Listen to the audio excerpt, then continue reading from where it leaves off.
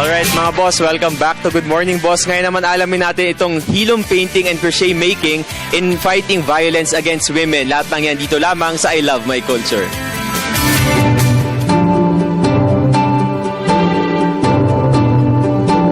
Ang Art Collective Kasibulan o Kababaihan sa Sining at Bagong Sibol ng Kamalayan sa pakikipag-ugnayan sa Zonta International at Environs Foundation ay nagtampok ng isang art exhibit na pinamagatang Hilom para ipakita ang mga obra ng mga kababaihang artist na nanawagan for an end to gender violence.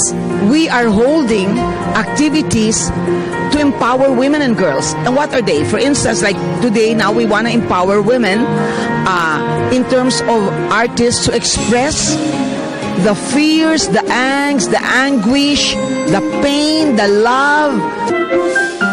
Hindi lang empowering women ang kanilang advokasya, kundi ang pagiging environment conscious din. Hinihikayat nila ang paggamit ng mga recycled material.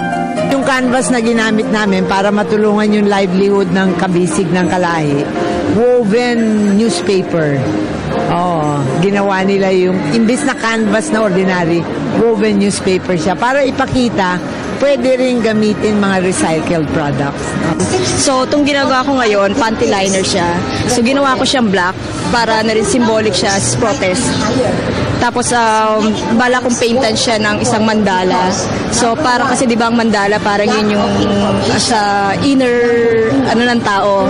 Isa pang obra na namangha ang mga taga-Zonta ay ang mga likha ni crochet art master Ace Ong.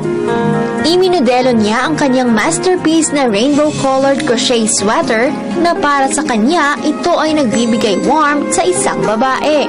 Ang mga ibang artist naman ay nagpakita ng kanilang saloobin sa pamamagitan ng realistikong pagpipinta. Muslim women wearing but actually it's not about the Muslim, it's about the cover. I just got the dress they wear covered na, but still you cannot still say what you want. Sa sports ko kasi din dinadaan yung parang escape ko or parang freedom from yung nakaraan or yung mga masasakit nangyari. Ganon din kasi ako, ganon ako nakakakita ng kaligayahan sa kapayapaan sa expression sa sarili ko. Ganon din yung nakikilala kong iba. Ganon. It's also symbolic at the same time, parang physically ganon ko rin siya nakakonect. Women has lots of essence. They have a lot of things to express. They can do a lot of things. That's why they have many colors. Parang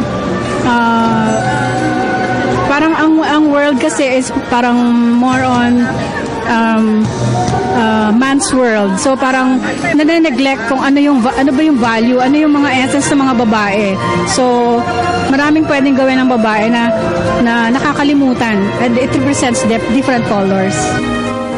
Ang kababaihan sa sining sa Bagong Sibol ng Kamalayan o Kasibulan, na kilala rin bilang Women in Art and Emerging Consciousness, ay isang samahan ng mga Filipino women artists na nakatuon sa pagbibigay pag-asa at artistic growth upang mapaunlad ang pagkatao ng mga miyembro nito, pati na rin ang iba pang mga babaeng artist. Inilunsad din ang 8 Bravo Empowered Women na bibigyang parangal sa Women's Month ngayong taon. This is going to be a nationwide search. And as of now, we're trying to receive nominees for those who can qualify for the Bravo.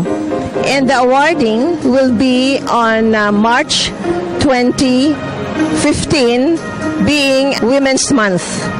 So this is part of our advocacy of Zonta, that we try to recognize those who have given their time and helping and sharing others, especially when it comes to women.